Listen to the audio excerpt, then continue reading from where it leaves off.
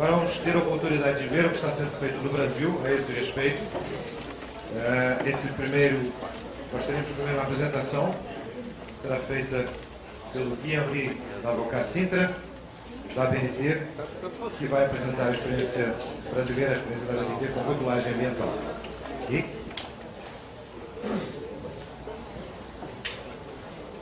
Boa tarde a todos. Queria, primeiramente, já meio tarde, mas dar as boas-vindas aos nossos amigos de fora, membros do GEM, pessoal dos países do Cone Sul e todos os brasileiros também que estão aqui. Foi uma surpresa muito boa para nós a quantidade de pessoas que realmente se interessou e que acabou vindo ao evento. Isso para nós é muito importante e mostra a importância que esse tema está passando aí, né, para o mercado, para as empresas, para as pessoas, enfim. Então eu vou passar rapidamente para vocês, também nós não temos muito tempo, mas vou passar rapidamente o funcionamento do nosso programa de certificação, como é que ele está estruturado e com que base ele foi realizado e a situação em que ele está hoje em termos de critérios já desenvolvidos e tal. Bom, já foi falado bastante aqui, o nosso programa é um programa de rotulagem ambiental tipo 1, aquele que é uma certificação de terceira parte, é baseado em critérios múltiplos, também já foi bastante falado. É importante a gente lembrar que não basta que o produto tenha uma característica boa, porque todas as outras podem não ser boas para o meio ambiente. Então, ao mesmo tempo que uma empresa pode usar 90% ou 80% de material reciclado na fabricação do seu produto, todos os efluentes do processo produtivo podem estar sendo jogados na natureza sem tratamento. Então, a questão dos critérios múltiplos é que a gente possa cercar todos esses processos, enfim, que todas as características do produto, do processo produtivo, ao longo do seu ciclo de vida, a gente tenha alguns critérios estabelecidos e que eles possam ser, então, considerados preferíveis, né, em termos ambientais do que outros produtos que estão no mercado.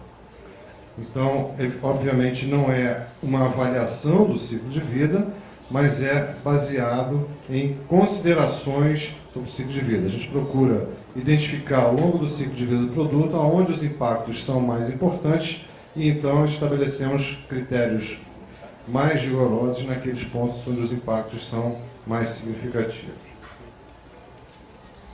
Essa é a base normativa do programa, também já foi colocado, inclusive até pelo Antônio Carlos no início, na abertura do evento.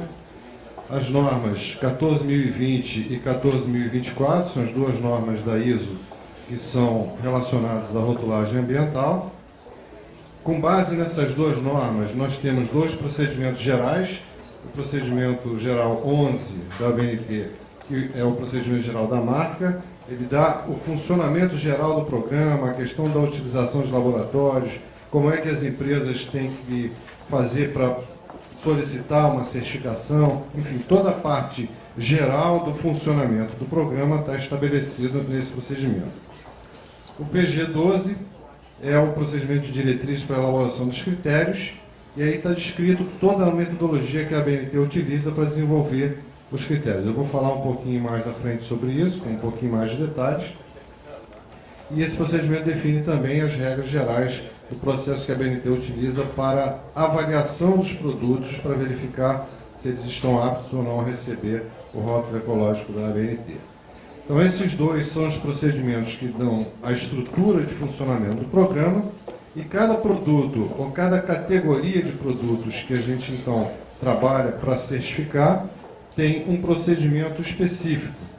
Então, esse rótulo ecológico para um determinado produto, por exemplo, aço para construção civil, ou produtos cosméticos, móveis de escritório, são alguns produtos que a gente já está trabalhando. Cada um desses tem um procedimento específico que estabelece todos os critérios ambientais que esse produto tem que atender e também o que, aí com mais detalhes, o que a ABNT vai fazer para avaliar. Quantas auditorias serão feitas, se será coletada amostra, se será realizado ensaio, enfim, está tudo estabelecido nesse documento. Na parte de desenvolvimento dos critérios, que é importante a gente ressaltar alguns pontos, nós ainda estamos aqui no Brasil numa fase de demanda. Muita coisa foi discutida hoje, muita coisa se falou sobre compras públicas sustentáveis, enfim, o importante na questão do desenvolvimento dos critérios, quais são os produtos que a gente vai trabalhar, está muito relacionado com isso. No momento em que um grande comprador como o governo decidir, por exemplo, para tais e tais e tais produtos, eu acho importante a gente estabelecer critérios ambientais ou critérios de sustentabilidade. Então, a gente tem aí um direcionamento para oferecer para o mercado uma forma de demonstrar para esse grande comprador o atendimento a esses requisitos. Então, seria realmente, é muito importante a participação do governo nesse momento, ou de grandes outras empresas compradoras, para estabelecer quais seriam as prioridades. Hoje, a gente vem trabalhando muito ainda sob demanda do próprio mercado.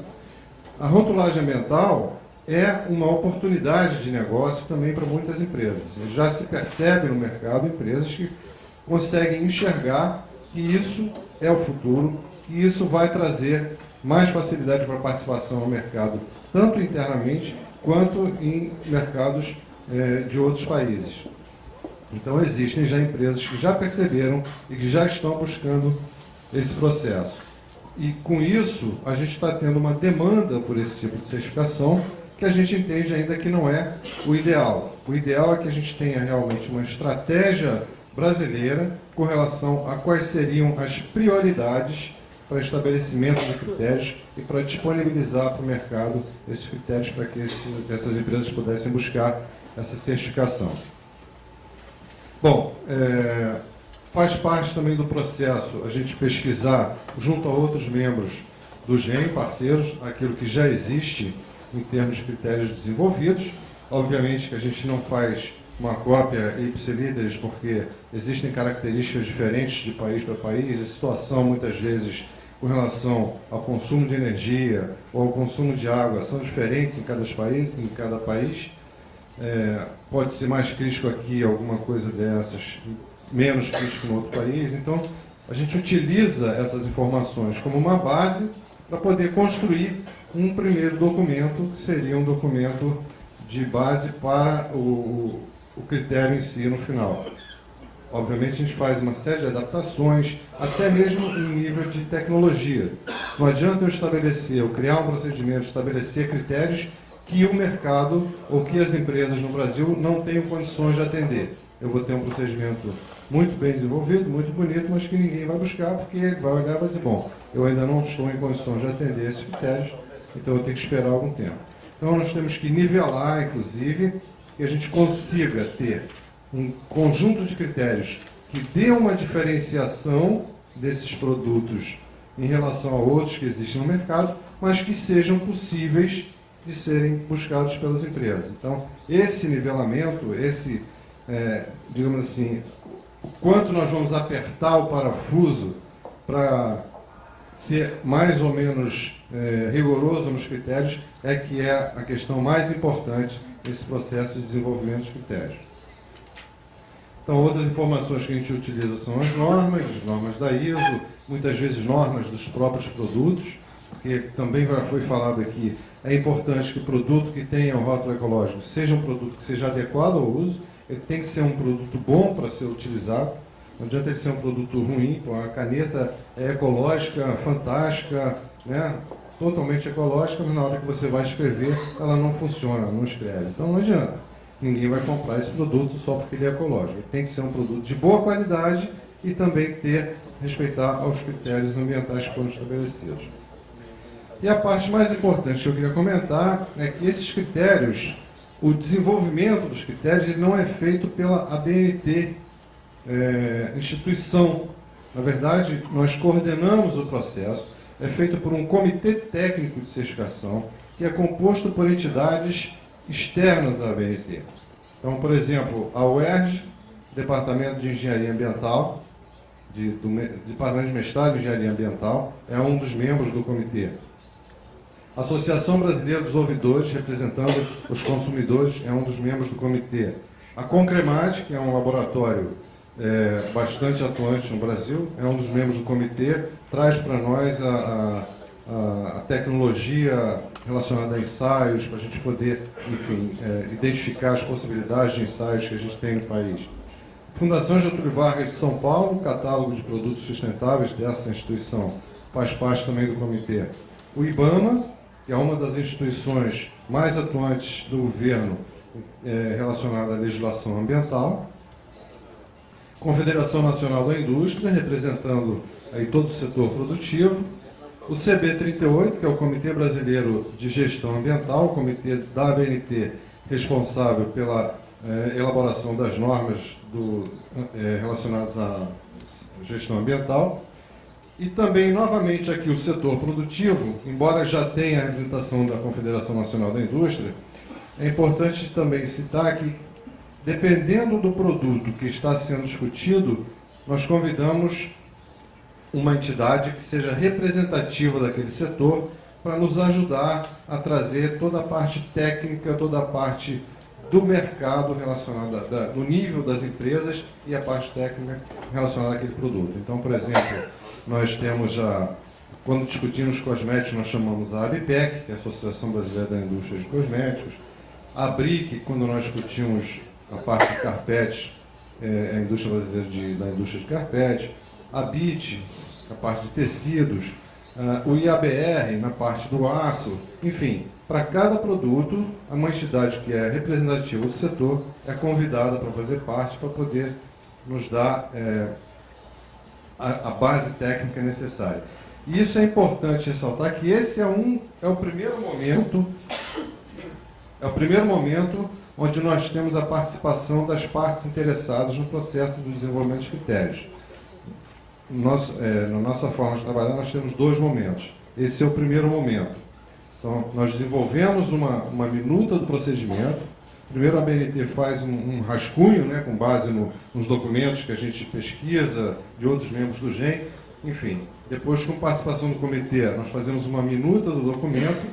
Depois de pronta essa minuta do documento, aprovada em primeira instância pelo comitê, esse documento é disponibilizado no site da ABNT, um site específico que nós temos para o rótulo ecológico, durante, no mínimo, 30 dias, para que qualquer pessoa pode acessar, pode baixar, pode comentar, pode sugerir, pode criticar, pode fazer qualquer comentário que quiser. Então, esse é um segundo momento onde as partes interessadas têm a oportunidade de participar do processo de elaboração dos critérios. Bom, nosso programa hoje está com 9 categorias de produtos cobertas. Nós temos a parte do aço, da construção civil, produtos cosméticos, higienizadores de mãos, móveis de escritório, enfim, pneus reformados, é um setor bastante importante. Nós vamos ter, inclusive, uma apresentação da Associação Brasileira aqui hoje. Enfim, 15 critérios já aprovados, 15 documentos de critérios aprovados, 3 que estão em fase de comentários, estão no site disponíveis para comentários, 30 empresas já com produtos com rótulo ecológico da ABNT, 13 empresas ainda em processo de certificação de alguns produtos e mais ou menos 120 produtos já diferentes, né, com o rótulo ecológico da ABNT. Obviamente, por exemplo, no produto aço para construção civil são vários produtos, não é um único produto. Então isso também conta como alguns produtos do mesmo segmento, da mesma categoria, né? Esses são números que, principalmente o dos 120, pode ser que tenha alguma diferença, mas não varia muito em relação a isso. Basicamente, são esses valores que a gente está. Bom, eu não poderia deixar de falar também aqui, já que eu estou falando da experiência da ABNT com a rotulagem ambiental, com esse projeto, que é um projeto de cooperação sobre rotulagem ambiental, começou em 2004, 2007, na verdade. O nome do projeto está aí, Enabling Developing Countries to Seize Ecological Opportunities, Capacity Building and Technical Assistance for Industry and Governments in Developing Economies. Então, esse foi um projeto com a participação de 5 países, 5 países, né, Juliano? 5 países. Quem, na parte do Brasil, foi coordenado pela UNEP, em termos, na parte internacional. Na parte nacional, foi coordenada pelo Antônio Giuliani, do Ministério do Desenvolvimento do Comércio Exterior. E os objetivos principais eram aumentar a eficiência ambiental de produtos e respectivos processos produtivos e aumentar a competitividade nos mercados mundiais mais exigentes. Contribuir para o reconhecimento mútuo entre programas nacionais de rotulagem ambiental e o Programa Europeu de Rotulagem Ambiental. Esse programa, o objetivo dele era, cada país escolheu um determinado produto. A China foi um dos países que participou, tinha monitor de televisão. Na Índia, eram produtos têxteis. No Brasil, papel de cópia e impressão. No México, calçados. África do Sul, produtos têxteis. E no Quênia, calçados. Na verdade, foram 6 países. Foram 4 anos de projeto. Começou em 2007. Esse projeto terminou no final de 2011, início de 2012, mais ou menos, né? Eu acho que o Brasil foi o único país que conseguiu chegar ao final com uma empresa certificada. Os outros ainda estão em processo disso. A empresa que foi certificada no Brasil foi a International Paper, e o produto que foi escolhido, papel de cópia e impressão, foi justamente em função do grande volume de papel que o Brasil exporta para a Europa. E o mercado europeu, como é muito exigente em termos de responsabilidade ambiental, o mercado já sentia essa necessidade de ter alguma coisa, então se aproveitou a oportunidade com esse projeto e fizemos então a certificação da International Paper, do produto da International Paper. E foi muito interessante porque a BNT foi convidada a participar desse projeto para se conseguir o reconhecimento mútuo dos produtos, da certificação, dos produtos certificados pela BNT com a União Europeia. Então, nós também concedemos a certificação para a International Paper. Então, eles têm a certificação tanto da União Europeia, o Flower, quanto o Beija-Flor da BNT. Infelizmente, depois de algumas discussões, algumas consultas, algumas tentativas, nós recebemos a resposta da União Europeia de que eles não fariam reconhecimento mútuo porque é uma política da União Europeia não fazer reconhecimento mútuo com outros programas. De qualquer forma, a experiência foi muito importante para nós e nós estamos já em discussão com outros países, como Japão, Coreia do Sul, Estados Unidos, buscando o trabalho de reconhecimento mútuo de algumas certificações que nós concedemos aqui no Brasil e que há interesses também desses países, já demonstraram interesse em discutir conosco, né, esse processo de reconhecimento mútuo. Eu queria mostrar aqui alguns dos produtos que nós já temos certificados de algumas empresas. A Gojo é uma empresa americana. Nós certificamos alguns produtos, alguns higienizadores de mãos que são utilizados. A ArcelorMittal, vários produtos na área do aço para construção civil.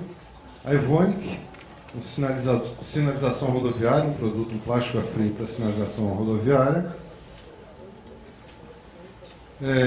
Penecap e Paludo Pneus são duas das empresas que têm a certificação do pneu reformado. Existem algumas outras também que têm a certificação. Div Design é uma das empresas que nós temos com móveis, mobiliário, escritório certificado. E a Furukawa, o cabo de rede que eles fabricam, que também buscaram a certificação conosco. Esse é o nosso site específico aí para o rótulo ecológico. É o próprio site da ABNT, colocando /rótulo. Tá? Meu contato está ali, e-mail, telefone. E queria agradecer, muito obrigado. É isso que eu tinha para apresentar.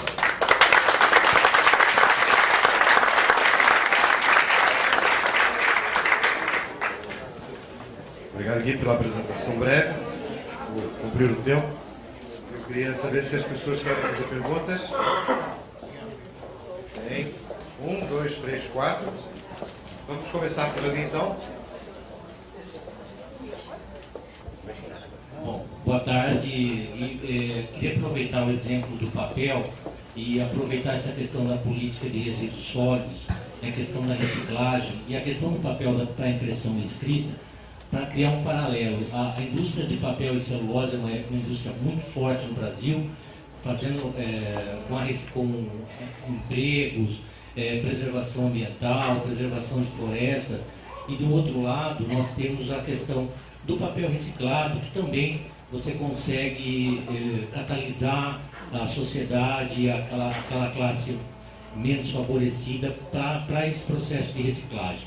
Então eu queria a tua opinião de como buscar a questão da rotulagem ambiental como ser um elo importante até para o governo, para a questão de políticas públicas, de compras públicas, e também saber que existe, se por um lado tem um papel que tem uma função social, também tem o outro lado. Como incentivar as duas cadeias, a cadeia do papel, valorizar com certificações FSC, e como valorizar também a questão do papel reciclado.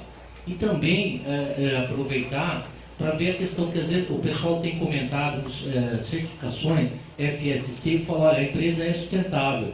E a gente às vezes sabe que não é, precisaria de uma análise de ciclo de vida. E sabemos que no Brasil ainda é uma questão que precisa ser muito trabalhada. E acho que a rotulagem ambiental vem com foco, com essa questão. Então eu gostaria de seus comentários sobre esse tema. Bom, obrigado aí pela pergunta. Realmente, essa questão do papel reciclado, em comparação com o papel não reciclado, incentivar as compras públicas através, ou a melhoria da sociedade através da compra de papel reciclado, utilização de papel reciclado, não é nenhum problema. A rotulagem ambiental ela pode estar junto nesse processo. Obviamente que os critérios que nós temos hoje para papel de cobre e impressão não se aplicam diretamente a papel reciclado. Nós teríamos que fazer um novo conjunto de critérios, seria na mesma categoria, nós teríamos que fazer uma análise de ver uma série de questões relacionadas ao processo produtivo e as características finais do produto para poder estabelecer os critérios específicos para esse tipo de produto. Não é o mesmo produto. Tá? Com relação ao FSC, nós temos aqui no Brasil um programa também que é reconhecido com o programa europeu, que é o CERFLOR, mas obviamente não são programas de sustentabilidade. O fato da empresa ter uma certificação pelo CERFLOR não a torna uma empresa sustentável, não torna o produto dela sustentável. São certificações importantes, mas são certificações direcionadas para um aspecto específico, que é a origem da madeira, se for uma cadeira de custódia, ou o manejo florestal, se for especificamente a certificação da floresta.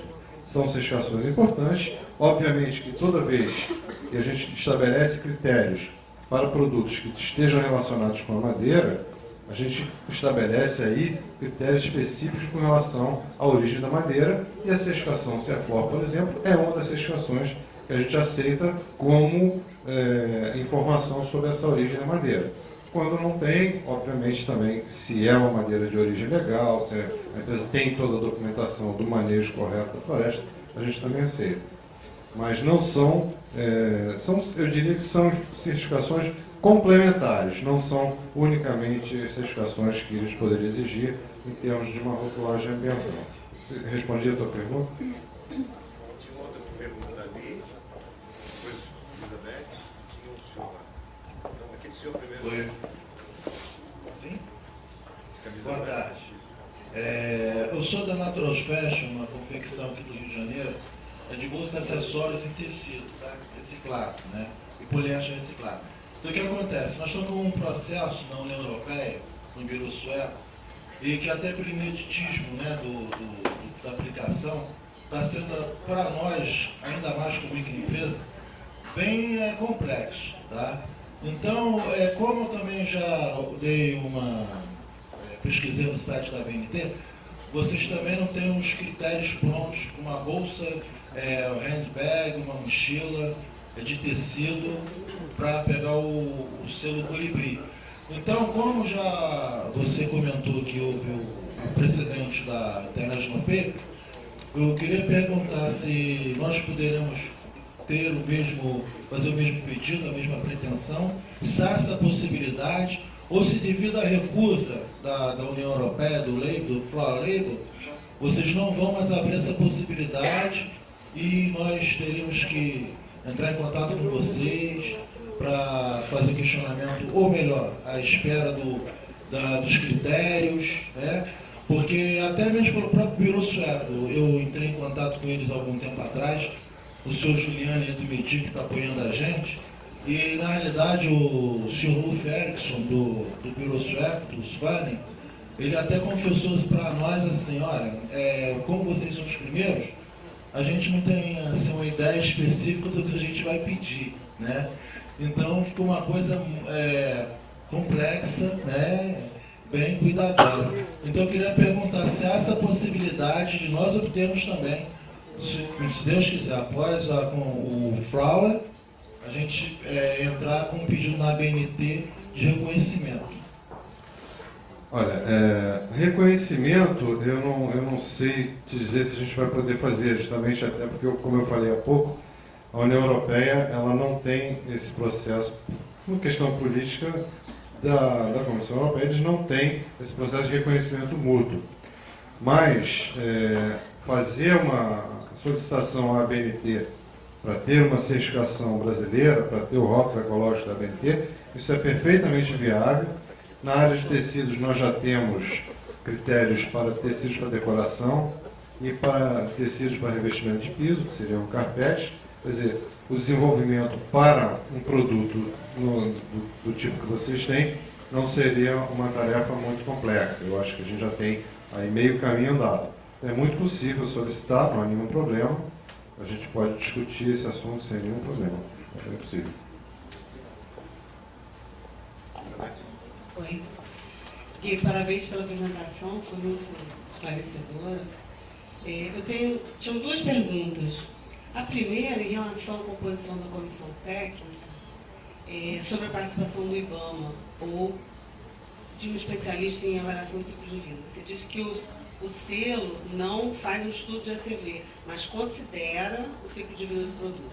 Então, a minha pergunta é, se essa participação do IBAMA é que dá essa vertente do impacto ambiental, ou se seria importante ter um especialista em avaliação do impacto.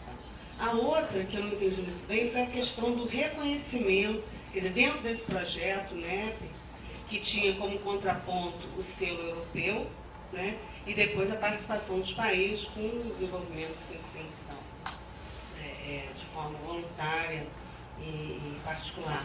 Mas eu não entendi bem, quer dizer, por exemplo, do ponto de vista da ABNT, foi feito esse desenvolvimento, né, a empresa brasileira recebeu o selo Colibri e não recebeu o selo europeu?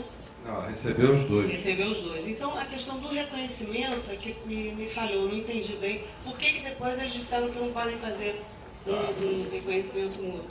Já que eu imaginei que o projeto, né, já que tinha participação do selo europeu, seria para isso, né? Ou então não teria sentido, né? Eu vou te explicar direitinho. A primeira pergunta é sobre o comitê, né? Nessa comissão é que é avaliado, vamos dizer, os impactos para aquele produto, naquele tipo de processo. Tal. A gente faz uma reflexão sobre as fases do ciclo de vida. Procura identificar aonde que o impacto é maior. Não é necessariamente o IBAMA que dá esse ponto. Agora, com relação se seria importante a participação de um especialista em... Academia, por exemplo. Sem dúvida alguma, sem dúvida alguma. A gente busca o máximo possível ter essas informações, fazer essas discussões no nível do comitê e chegar a valores corretos, enfim.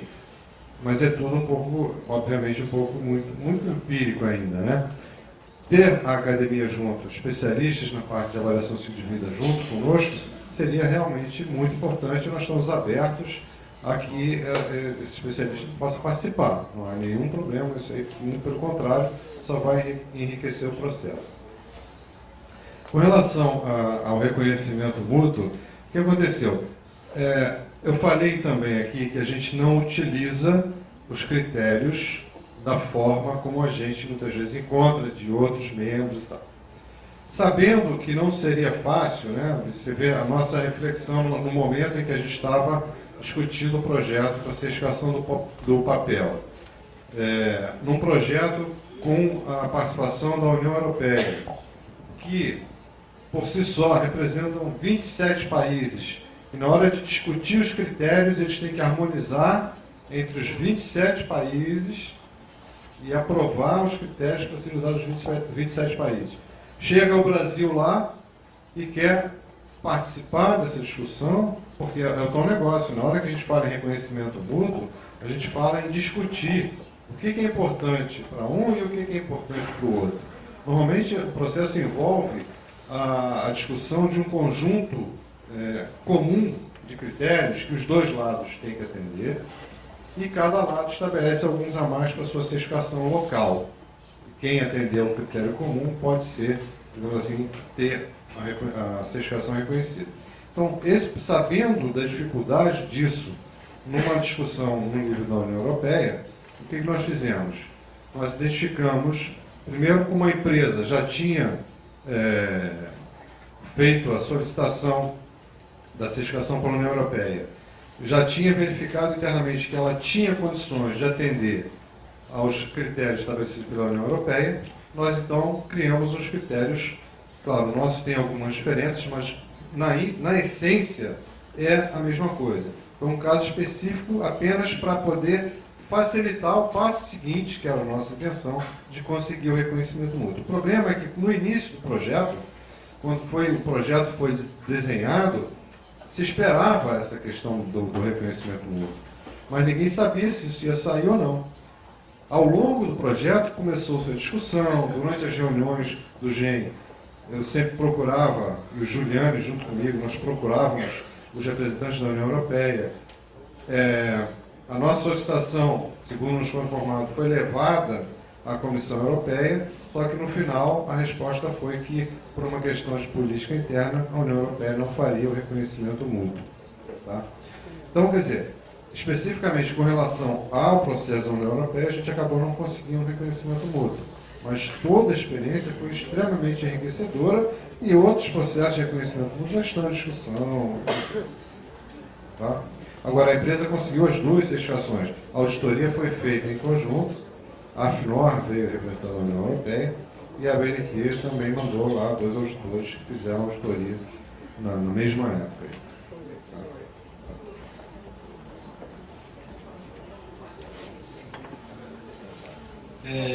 A exemplo do que o colega citou sobre a indústria do papel, a indústria de alimentos, ela também tem significativa quantidade de emprego, renda e promove ainda outros segmentos da sociedade, como melhoria da saúde e boas práticas em todos os sentidos. Além das boas práticas que a BNT reza junto aos segmentos diversos do alimento, da alimentação fora do lar, como especificidades para a abertura de um negócio, etc. Quais são as iniciativas para que o selo de qualidade ambiental possa descer em cascata pelos diversos segmentos representados pela indústria de alimentos, a Brasel, a BIH e etc. Olha, nós tivemos algumas consultas com relação à certificação de produtos na área de alimentos.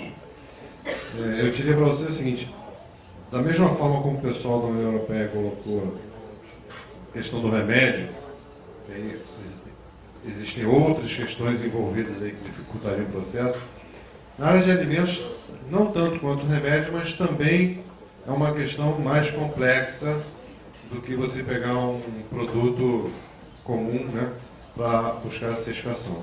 Então, nós tivemos alguma demanda, fizemos alguns estudos, algumas discussões internas e não conseguimos ainda chegar em um denominador comum para fazer ou não fazer determinados produtos e tal. Dentro do próprio universo dos membros do GEM, se você for procurar quais os produtos na área alimentícia que têm certificação, é muito pouca coisa.